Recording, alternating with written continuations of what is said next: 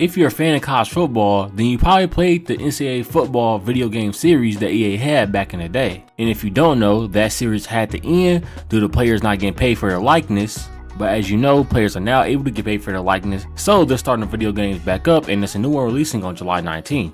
Sometime last week, EA dropped a deluxe edition cover, and that made me wonder, what happened to the last 5 cover athletes of the NCAA football video game? Deep strike, got the big man, Crabtree! The first cover athlete we're talking about is Michael Crabtree, who was a great receiver at Texas Tech. Now, Crabtree was a cover of the NCAA 10 video game, the Xbox 360 edition. Now, looking at the stats, Crabtree earned the cover athlete edition for the Xbox 360 as he had 1,100 yards, 19 touchdowns, and 12 yards per catch. While this is some players' best season in college, this wasn't even close to his first season starting in college, as he had 1,900 yards and 22 touchdowns and 14 yards per catch.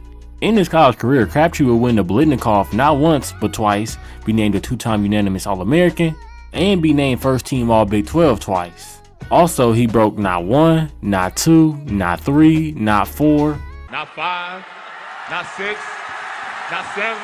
Crabtree broke 8 different NCAA records in just 2 years at Texas Tech. Also in 2008, he would have that amazing game-winning catch against Texas.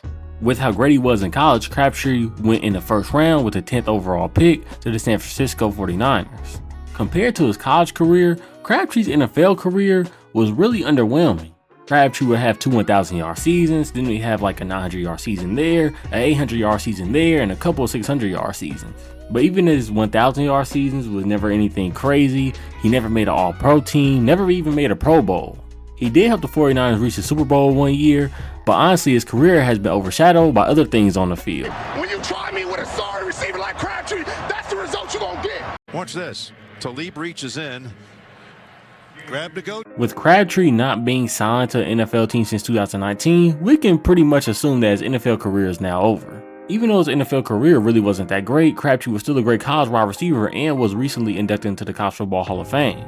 The next player is Brian Johnson, and he was actually also the cover of NCAA 10, but it was the PS3 edition. Johnson, for his career, played 4 seasons with the Utah Utes, and his last season was of course his best season. Johnson in his cover edition year would throw for 2,900 yards, 27 touchdowns, 9 interceptions, and he would lead Utah to an undefeated record in the Mountain West Conference Championship, and they would be rewarded with the All-State Sugar Bowl against Alabama. But this was Alabama before they became Alabama. In that game, Utah went up 21-0 in the first quarter.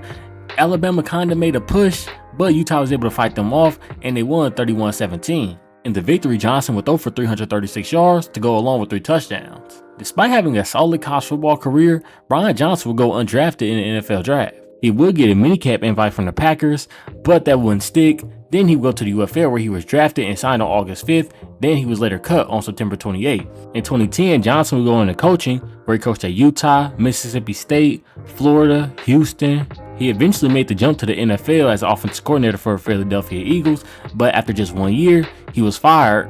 Now he's the passing game coordinator for the Washington Commanders, and hopefully he gets another offensive coordinator job soon. The corner, Tebow's got a first down and more. He might score. Touchdown. I think we all know what happened to Tim Tebow, and if you don't, well, here's what happened. Tim Tebow is of course one of the greatest college quarterbacks of all time. In his college career, Tebow won 2 national titles, including the national title game MVP. He won the Heisman Trophy in 2007, and the list goes on as he won every award that a quarterback can win in college football. After his 4 years of college was wrapped up, he threw for over 9,000 yards and 88 touchdowns in his whole career. Despite him being one of the greatest college football quarterbacks of all time, it was still questions about how good he could be in the NFL. With questions about his throwing mechanics and his ability as an overall passer, he dropped in the draft to 25th overall. Now, due to Kyle Orton being the Broncos quarterback, Tebow had to play backup, so he didn't play much his rookie year, but his sophomore year is where the magic happened. In week 6, Tebow gets started against the Miami Dolphins, where they would face a 15-0 deficit, but in the last 3 minutes, Tebow lead them to an 18-15 win.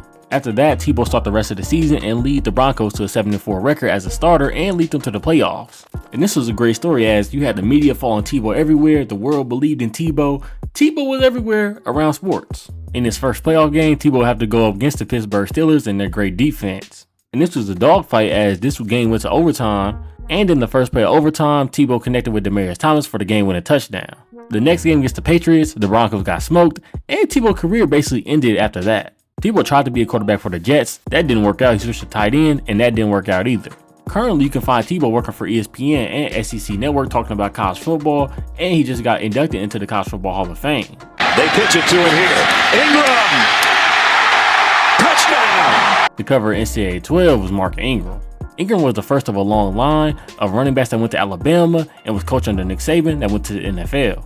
Mark Ingram spent 3 years at Alabama, where he won a Heisman and won a couple other awards. Ingram will also help Alabama win a national title as well. Ingram's best season wasn't even the season that won him the cover edition. In that cover edition season, Ingram rushed for 875 yards and scored 13 touchdowns. Compare that to the previous season where he had 1,600 yards and 17 touchdowns, it would make that cover edition season look weak. Ingram will forgo his senior season of college and then enter the NFL draft. In the NFL draft, Ingram would be chosen 28th overall by the New Orleans Saints.